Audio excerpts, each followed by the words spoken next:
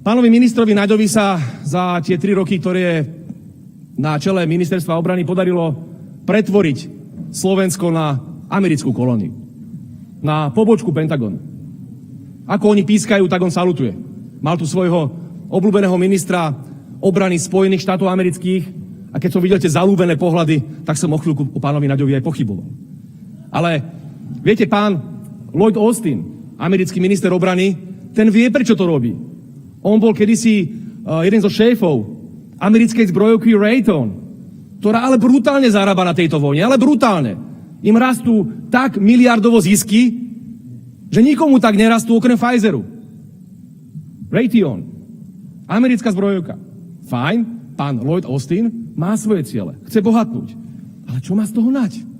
Prečo robí takéhoto, s prepáčením, použijem terminus technicus, užitočného idiota Američanov?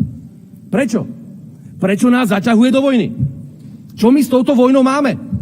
Toto je provinčný lokálny spor o územie Donbasu, do ktorého sa montuje Amerika a vytvorila z toho geopolitický spor, proxy vojnu medzi Spojenými štátmi americkými a Ruskou federáciou. Nebyť toho, že Američania futrujú zbrane do Ukrajiny, už dávno by bolo po vojne. By bolo po vojne ukončené. A nezomierali by Ukrajinci. A to je, hádam, našim cieľom. Aby ľudia na Ukrajine neumierali. Nie, tento sa tu rehoce, lebo ten je najšťastnejší, keď môže trepotať ukrajinskou vlajočkou a zabávať sa na krvi samotných Ukrajincov. A ešte do toho bude vrieskať ukrajinské banderovské pozdravy Slava Ukrajine, že áno, pán Naď? Zajtra je výročie porážky nacistov, nemeckých nacistov v Stalingrade. 80. výročie. 2. február 1943. Ja som zvedavý, či si aspoň takéto veľké výročia dokáže pán Naď v mene Slovenskej republiky úctiť. Že zomierajú sovietskí vojaci Červenej armády za to, aby sme my boli slobodní. A dneska tu šíria títo, tú najhoršiu, najodpornejšiu rusofóbiu. Horšiu ako Adolf Hitler v roku 40. Toto je pán Naď.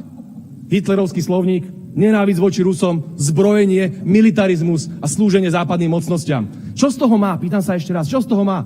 Pani Čaputová dostáva aspoň vyznamenania. Tá si chodí každý druhý deň do Nemecka, od jednej nacistickej organizácie, do Ameriky, od ďalších. Ale čo dostáva Naď? Antifašistickí bojovníci, keď oslavovali koniec druhej svetovej vojny a oslobodenie Poltára, to si vypočuli od pána ministra Naďa, že vraj sú háveť. Lebo si dovolili zavolať aj predstaviteľov ruskej ambasády. A že tam viala vlajka Sovietskeho zväzu. A koho vlajka tam mala viať? Tretej ríše? Alebo Spojených štátov amerických? Pán Naď, študujte tú históriu. Prestaňte prekrúcať dejiny. Oslobodila nás Červená armáda, národy Sovietskeho zväzu, áno, aj Ukrajinci, a aj Rusi, a aj Bielorusi, a aj Kazaši, áno, všetkým ďakujeme. A najviac si v tej druhej svetovej vojne vytrpeli práve Rusi, ruský národ. Viete, koľko Rusov zomrelo v druhej svetovej vojne etnicky? 14 miliónov.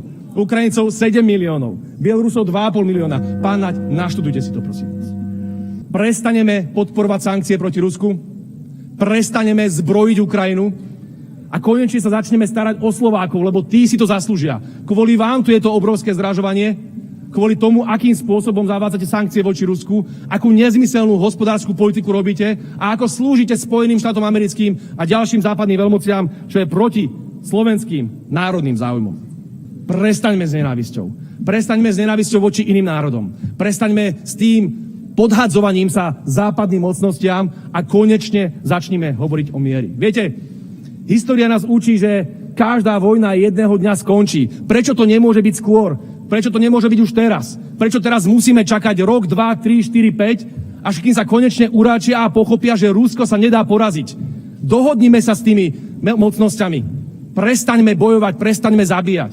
To, čo robí dneska Západ na Rusku, je podpora masového zabíjania. A ja s tým odmietam súhlasiť.